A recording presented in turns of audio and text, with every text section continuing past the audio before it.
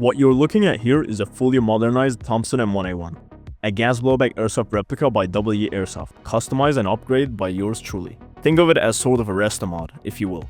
In my last video, I did a before you buy review of the classic Second World War Thompson M1A1. I'll drop a link to that review in the description. Trust me, you'll want to check that out before diving into this one. I built this beauty 6 months ago here on the channel, and after some solid gameplay, it's time to give it a full review. This is the second video in my before you buy honest review series, where I break down gas blowback airsoft replicas. I'll cover all the pros and cons, go over any upgrades and performance details, and help you decide if this is the right fit for you. And of course, I'll give it my own smasher pass at the end. So let's dive in.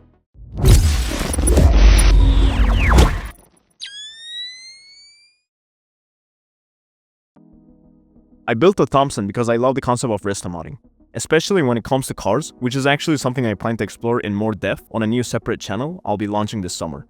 The idea of resto modding, essentially taking something classic and modernizing it while still preserving its original soul, really speaks to me. With this Thompson, I want to bring that same philosophy into the airsoft world, combining the iconic design of the M1A1 with modern performance upgrades to make something truly unique. The main difference between this and the stock version are all the 3D printed parts: the handguard, rails, compensator, and the M4 buffer tube adapter. If you want to watch the full build, click the link on the top right or in the description. I'll be honest with you, the 3D printed parts didn't hold up very well, and I end up having to reprint most of them. This time I used 60% infill compared to the 20% that I used at the first round, which made them significantly stronger. As you might have noticed in my previous build video, the front handguard and the top rail were slightly crooked, and the compensator wasn't perfectly aligned with the barrel. The stock adapter also failed after just 2 games, but reprinting it with 60% infill made a huge difference and fixed all the mistakes.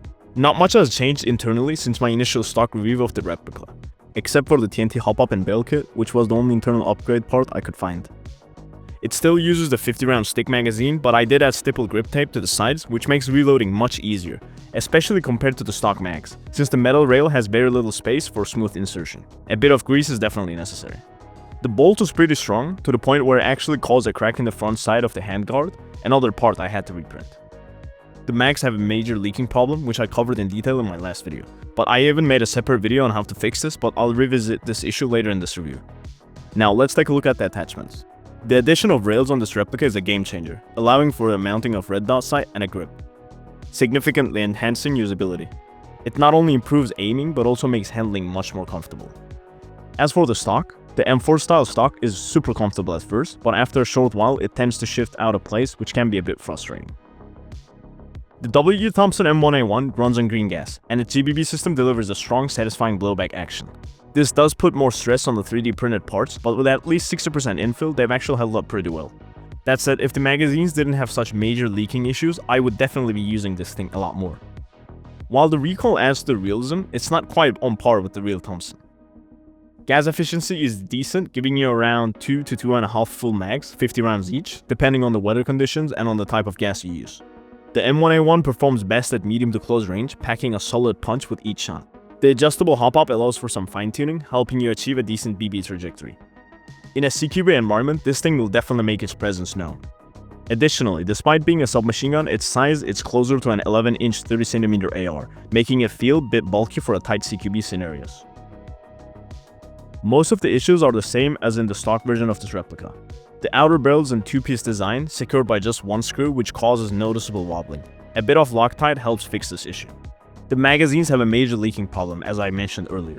This is due to poor metal casting, which causes the O-rings to shift out of place. The best way to fix this is by disassembling the magazine, checking for any damage or holes in the O-rings, greasing them, and carefully putting everything back together. I've made a disassembly video covering both the replica and the magazines, as well as a guide on how to fix leaky mags. I'll link them all below. Apart from the leaking issue, the 3D printed parts make the replica feel unstable and generally wobbly, as they lack the strength of factory materials. Now for the smasher pass. Previously, I couldn't recommend the WE Thompson for airsoft games, although I did mention that it might make a nice display piece. Well, after some resto modding, things have taken a turn for the worse. And yeah, it's even more unreliable now. This thing is a shelf piece, practically art. The poor metal casting in the magazines is a major letdown, causing leaks almost immediately, which is unbearably annoying to deal with. Unless you're willing to disassemble the magazine after every game, I advise against getting this thing, as it feels like it's not made for airsoft use. Therefore, it gets a pass from me. Performance-wise, I would rate this 1.5 out of 10, but it scores a nice 9.5 out of 10 for looks for me, as I'm very happy with how it turned out. I hope this clarifies some things for you. I know it wasn't the traditional review of a real replica somebody would use, but it was fun nevertheless. As always, thanks for watching and see you in the next video.